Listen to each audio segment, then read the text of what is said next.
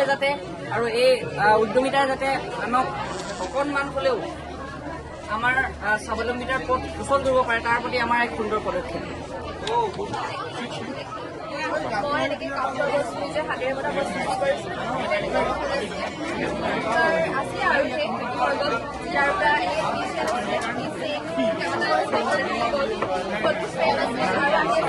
আৰু এনেকৈ হাতেৰে বনোৱা মণিৰে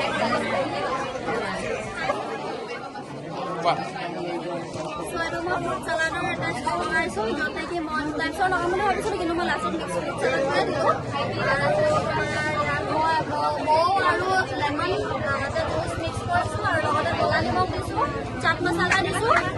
যিটো মই এটা মোৰ নিজৰ মানে এটা ছ'চিয়েল টেষ্ট বুলিও মই ভাবিছোঁ কাৰণ ইয়াৰ পিছত যদি মই ভাল এটা ৰিভিউ পাওঁ দেন মই ইন ফিউচাৰ কিবা এটা খাম।